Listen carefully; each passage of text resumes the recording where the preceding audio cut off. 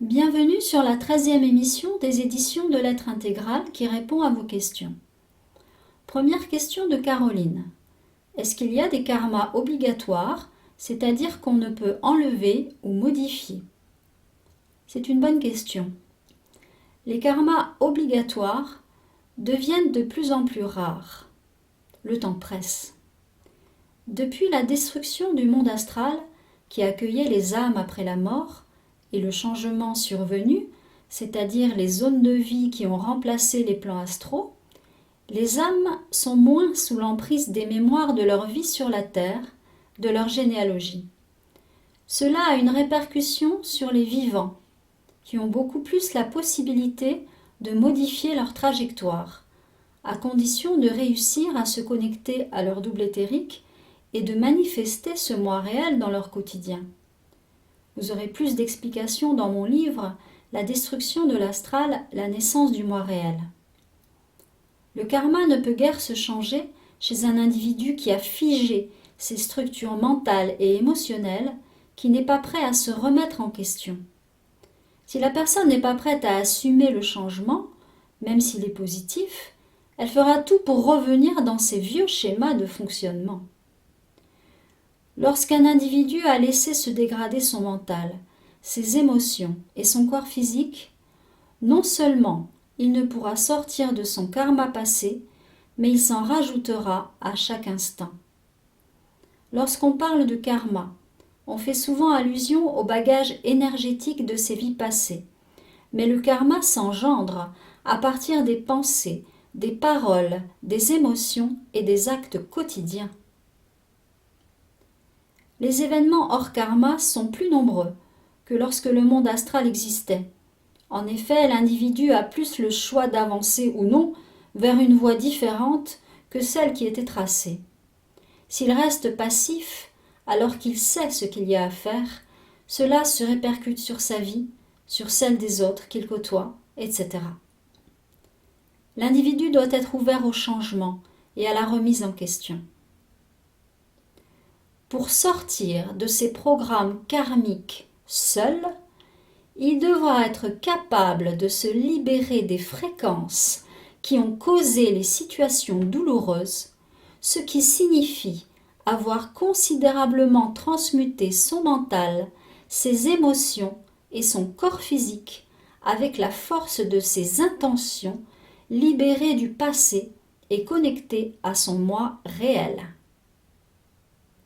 Il faut comprendre que le karma est constitué d'énergies qui entraînent le ou les événements selon la loi de cause à effet. Ces énergies vibrent sur certaines fréquences qui, pour être modifiées, doivent sortir du moule des reproductions.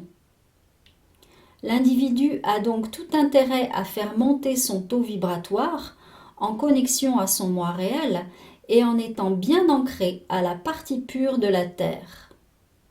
Mais ces programmes ne pourront lâcher que s'il décide et qu'il parvient à maintenir une nouvelle fréquence qu'il renouvellera à chaque instant. Deuxième question de Charles. Vous parlez souvent de renouvellement ou de renouveau. Quel est le déclencheur du renouvellement? Le déclencheur du renouvellement est la volonté d'accéder à la renaissance. Que faut-il faire pour renaître?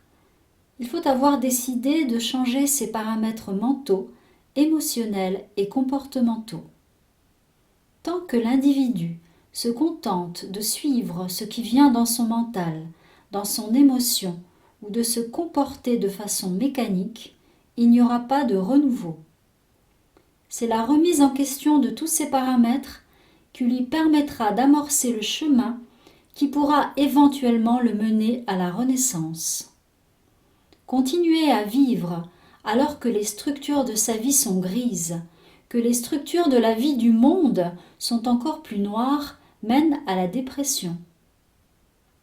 Il incombe à chacun d'engendrer une énergie de vie capable de transmuter la peur en paix, la noirceur en couleur. Soit l'individu reste passif et subit ce qu'il vit, soit il s'attelle à générer un changement qui amorcera une modification de sa vision et de son ressenti. Mais générer un changement à partir de son inconscient sera long et fatigant parce que les mémoires continueront à se reproduire. C'est la raison pour laquelle il est nécessaire de se connecter à son moi réel pour commencer le changement. Le taux vibratoire de l'individu, lorsqu'il aura atteint un certain degré, supplantera le taux énergétique de sa vision et de son ressenti inconscient. Les choses ne peuvent pas changer d'un coup de baguette magique. Il est nécessaire d'ouvrir son cœur conscient en même temps que le supramental à chaque instant, avec la volonté de redevenir le maître de son propre bateau. La volonté de renaître doit être reposée sans cesse avec confiance, afin que la joie puisse réémerger progressivement. Je vous propose de réécouter la 26e émission sur le renouveau. Le renouvellement du moi est l'unique porte de sortie vers la renaissance. Troisième question de Maude. Comment pouvons-nous nous rendre compte lorsque nous sommes dans l'illusion? Comment la vaincre et rester tout le temps dans le réel? Merci pour vos conseils éclairés. Il vaudrait peut-être mieux se poser la question « Quand suis-je dans le réel ?» et constater que l'illusion est partout. Afin de ne plus être dans l'illusion, il faut être dans son autorité absolue.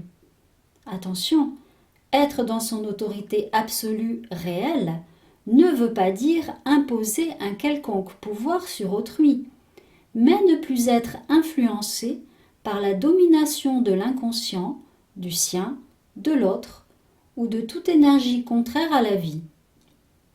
Cela signifie avoir lâché toute forme de polarité, ne plus être victime ni bourreau, ni pour soi, ni pour les autres. On peut effectivement continuer à être un bourreau pour soi en étant dans la croyance qu'il faut laisser la place à l'autre, même quand celui-ci vous enlève la vôtre. L'illusion, c'est de croire à la volonté de l'autre, à son propre détriment et au détriment de l'autre.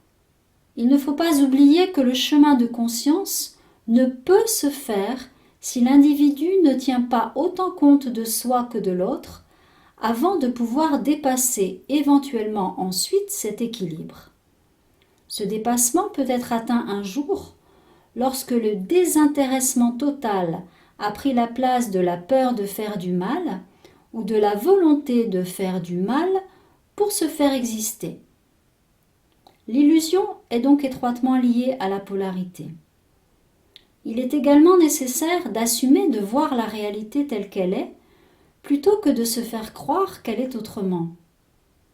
Pourquoi se faire croire que certaines personnes sont bonnes alors qu'elles veulent le mal sous des apparences trompeuses? L'individu doit vouloir être libre. Cette liberté demandera de lâcher totalement l'illusion sous peine de retomber dans ces schémas virtuels d'enfermement. Accepter la réalité telle qu'elle est demande une autonomie totale. Cela signifie qu'il est absolument nécessaire de se faire confiance pour résoudre toute situation. C'est cela l'autorité réelle. Ne plus attendre que qui que ce soit ou quoi que ce soit vienne vous sauver. Cette réalité est virtuelle. L'individu doit se retrousser les manches pour sauvegarder lui-même son territoire.